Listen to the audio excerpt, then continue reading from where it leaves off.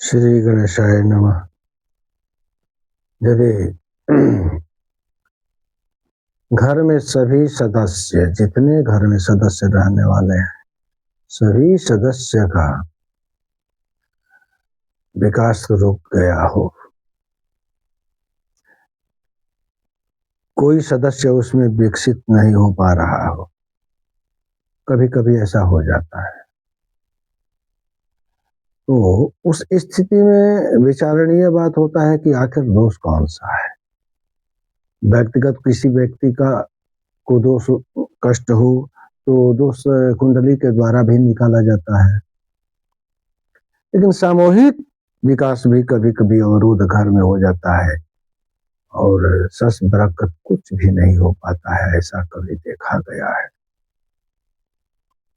तो उस स्थिति में शास्त्र में तो बहुत अनेकों साधन बताए गए हैं। अब यदि वो साधन सब कर नहीं पा रहे हो, अनुष्ठान है, बहुत सारे है,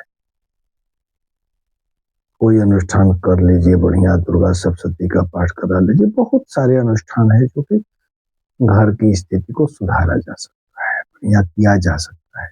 लेकिन चुटकीला साधन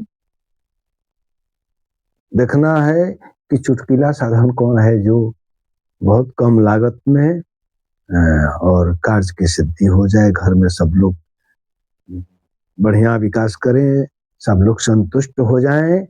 उस स्थिति के लिए क्या करना है, एक गड़ी का गोला ले लेना है और गड़ी के गोला के ऊपर भाग चक्कू के सहारे से थोड़ा सा हटा देना है।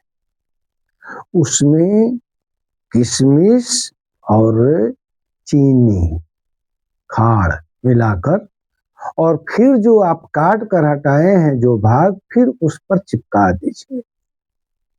चिपकाने के बाद उसको क्या कीजिए कि किसी भी पीपल वृक्ष के नजदीक चले जाइए।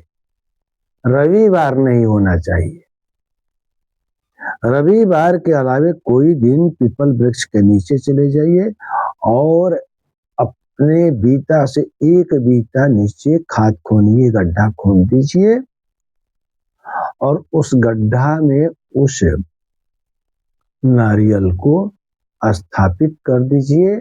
ऊपर से मिट्टी थोड़ा डाल दीजिए, बराबर कर दीजिए, ज्यादा दबाइए मत, लेकिन मिट्टी डाल दीजिए, बराबर कर दीजिए।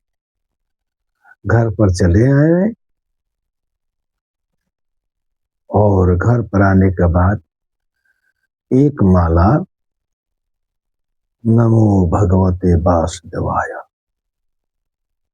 नमो भगवते वासुदेवाय मंत्र का एक माला जप कीजिए और फिर देखिए 8 दिन 10 दिन आते आते आपका कार्य घर का बहुत उन्नति पर दौड़ने लगेगा और आप जो डाले हैं पीपल वृक्ष के नीचे, जानते हैं हजारों हजारों जीव उसको ग्रहण करेंगे। तो समझ लीजिए कि आपका 50 रुपया में बहुत बड़ा यज्ञ हो गया और 2 माह 3 माह और 2.5 माह तक अनेकों जीव उसको खाते रहेंगे।